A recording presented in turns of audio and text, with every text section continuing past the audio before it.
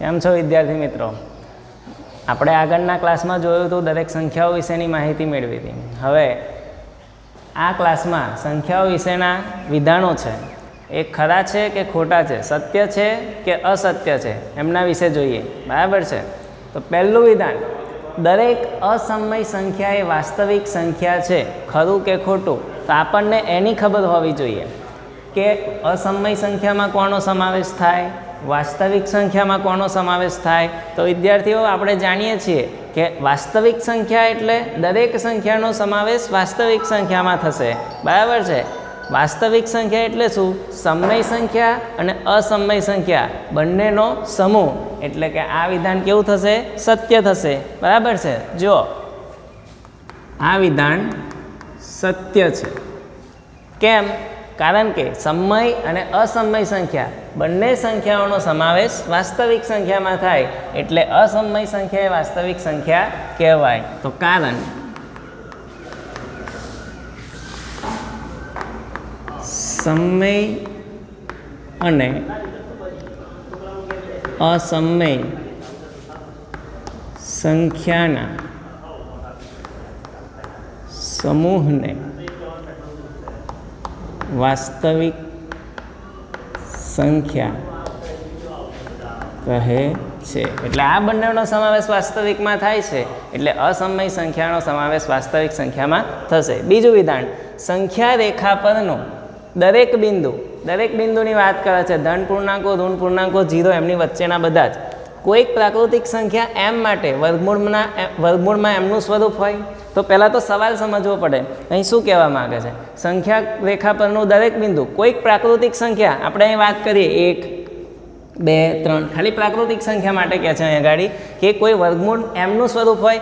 એટલે આ એમ છે તો કોઈ વર્ગમૂળ એમનું સ્વરૂપ હોય. એટલે આ શું વર્ગમૂળમાં 1નું સ્વરૂપ છે? તો કે હા. આ કોનું સ્વરૂપ? તો કે વર્ગમૂળમાં 4નું. 3 તો કે વર્ગમૂળમાં 9નું. 4 તો વર્ગમૂળમાં 16નું સ્વરૂપ છે. પણ અહીં દરેક સંખ્યાની વાત કરે છે, દરેક બિંદુ સંખ્યા રેખા પરનું. શું માઇનસ માટે એવું કરી શકે? આપણે એવું લખાય કે -1નું વર્ગમૂળ કેટલું? -5નું વર્ગમૂળ શું કોઈ સંખ્યા આવે? તો કે ના. કેમ? તો કે ઋણ સંખ્યાનું વર્ગમૂળ શક્ય નથી. તેથી આ વિધાન ખોટું છે. આ ખાલી માત્ર પ્રાકૃતિક સંખ્યાઓ માટે જ સાચું છે. બરાબર છે? અહીં કારણમાં પહેલાં તો અસત્ય વિધાન છે. કેમ? તો કે કારણમાં ઋણ સંખ્યાનું વર્ગમૂળ શક્ય ન હોવાથી આ વિધાન કેવું છે? અસત્ય. બરાબર? આપણે જોયું કે આ દરેક સંખ્યા કોઈક પ્રાકૃતિક સંખ્યાનું વર્ગમૂળ જ છે. કોઈકનું 4, 16નું, 5 હોય તો 25નું, પણ ઋણ માટે એ શક્ય નથી. તેથી આ વિધાન કેવું છે? ખોટું. જો તો ત્રીજું વિધાન. ત્રીજા વિધાનમાં એવું કહે છે કે દરેક વાસ્તવિક સંખ્યા એ અસમય સંખ્યા છે.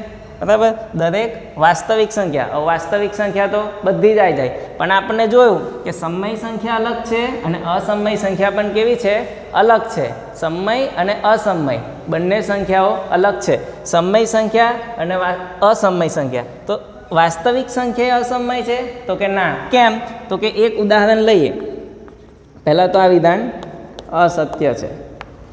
કેમ? તો કે હું એક વાસ્તવિક સંખ્યા લઈ લઉં. કારણ કોઈ પણ 3, ધારો કે 3 લીધા તો 3 એ વાસ્તવિક કહેવાશે. કેમ? દરેક સંખ્યાનો સમાવેશ વાસ્તવિકમાં તો થાય છે. તો 3 એ વાસ્તવિક સંખ્યા છે. પણ શું એ અસમય છે? તો કે ના. 3 અસમય નથી, એ તો સમય છે. એટલે દરેક વાસ્તવિક સંખ્યા એ અસમય નથી. તો 3 એ વાસ્તવિક સંખ્યા છે પણ અસમય સંખ્યા નથી. બરાબર છે? તો આ આપણા વિધાનો થયા. બીજો પ્રશ્ન જુઓ. શું દરેક ધન પૂર્ણાંકનું વર્ગમૂળ અસમય હોય? દરેક ધન પૂર્ણાંકનું વર્ગમૂળ અસમય હોય? પહેલાં પૂછે છે. જો ના, તો એવી સંખ્યાનું ઉદાહરણ આપો કે જે સમય હોય. શું દરેક ધન પૂર્ણાંકનું વર્ગમૂળ? જો હું આ ધન પૂર્ણાંક લઉં 2, એનું વર્ગમૂળ શું અસમય છે? તો કે હા છે. વર્ગ 3 એનું વર્ગમૂળ લો છે? તો કે હા છે. 5નું વર્ગમૂળ, આ બધાના અસમય છે. પણ દરેક સંખ્યાનું પૂછે છે. 1નું વર્ગમૂળ તો એક જ થાય, જે સમય મળશે. 4નું વર્ગમૂળ 2 થાય, જે પણ સમય થશે.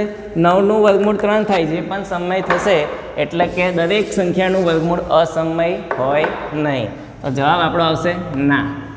હવે ઉદાહરણ આપવાનું છે. એવી સંખ્યાનું ઉદાહરણ આપો કે જેનું વર્ગમૂળ સમય હોય, તો તમે ગમે તે લઈ શકો.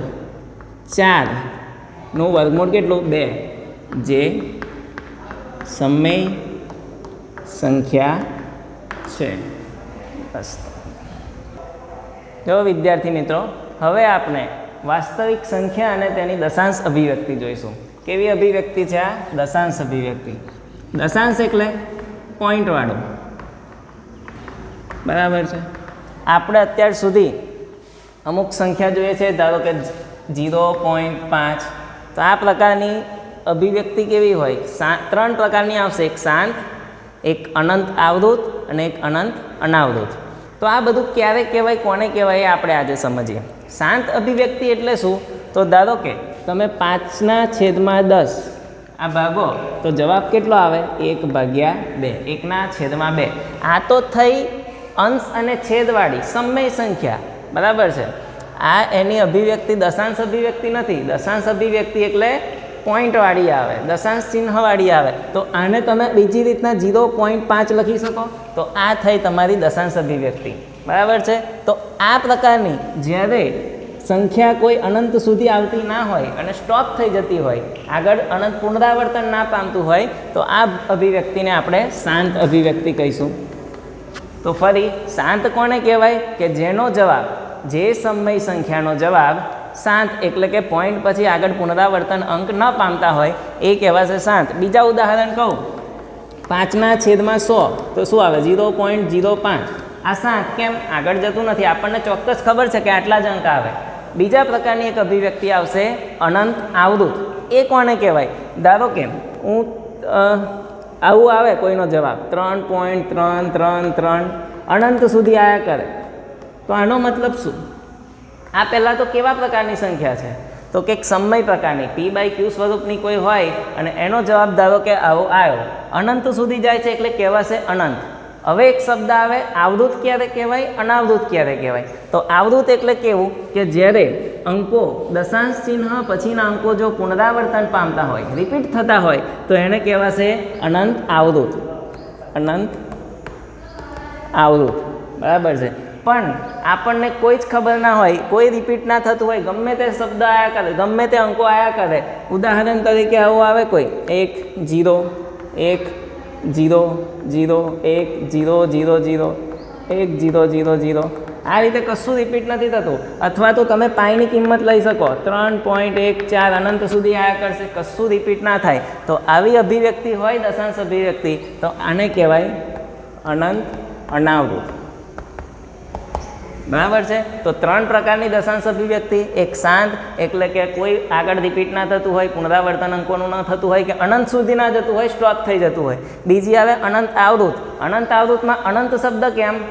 અનંત સુધી આવવાની જ છે, એનો કોઈ અંત નથી, પણ પુનરાવર્તન થાય છે. એક બીજું ઉદાહરણ આવું પણ લઈ શકાય 1.12 એનો મતલબ શું? 1 2 1 2 જ આવશે. તો રિપીટ થાય છે એટલે એવું કહી શકાય કે આ અનંત આવૃત છે. જ્યારે અહીંયા કોઈ ખબર નથી કયો અંક ક્યારે આવશે, બરાબર છે. તો આ કહેવાશે અનંત અનાવૃત. બીજી એક વાત, આને રિપીટ થતું હોય તો જે અંક રિપીટ થતા હોય એની ઉપર બાર લગાવવામાં આવે છે. તો આનો મતલબ શું? કે 1.1212 અનંત સુધી આવશે.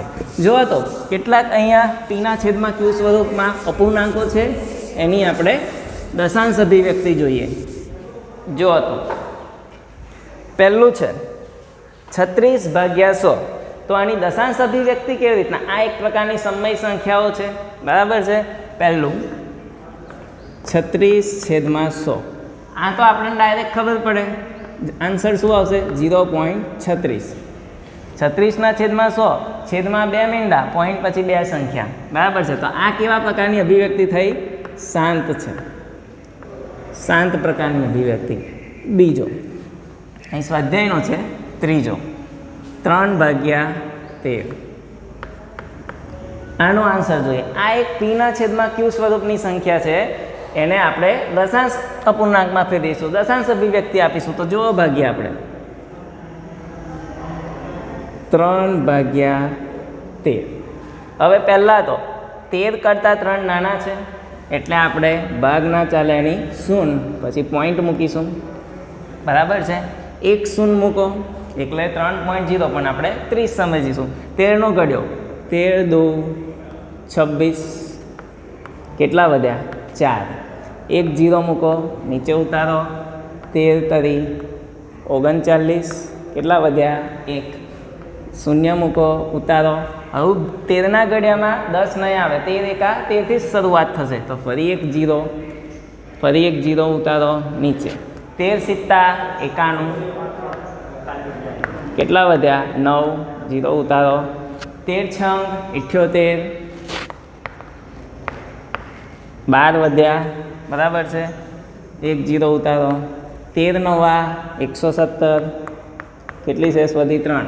હવે જુઓ મિત્રો, અહીંયા આપણે સ્ટાર્ટ ક્યાંથી કર્યું હતું 3થી, છેલ્લે 3 શેષ આવી તો અહીં આપણે સ્ટોપ થઈ જઈશું. અહીં આપણે ભાગાકાર બંધ કરી દઈશું. કેમ કે હવે 3 આવ્યો તો ફરી આ જ પ્રોસેસ થશે. એનો મતલબ કે આનો આ જ અંકો આવશે.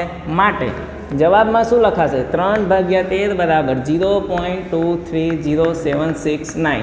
અને હવે 3થી સ્ટાર્ટ કર્યું હતું, શેષ 3 અહીં આપણે સ્ટોપ કર્યું. આનો મતલબ કે 9 પછી ફરી 2 3 0 7 6 9 આયા જ કરશે, એટલે આપણે એને 12 દર્શાવી દઈશું.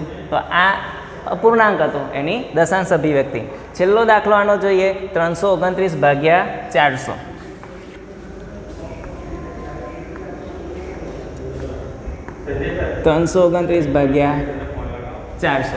જુઓ 400 છે, 329 છે. 400 થી 329 નાના, 401 400 થી શરૂઆત થાય એટલે ભાગ ના ચાલે એની શૂન્ય. અહીં પોઈન્ટ મૂકી દેવાનું, 0 મૂકો. હવે જુઓ 400 3290. હવે આપણને 400નો ઘડ્યો ના આવડે, પણ 404નો તો આવડે ને. હવે 4 ઈઠા 32 થાય. બરાબર છે, તો 400 ઈઠા 3200 થશે. 3290 માઇનસ 3200 કેટલા આવશે 90. બરાબર છે, 1 0 મૂકો નીચે ઉતારો.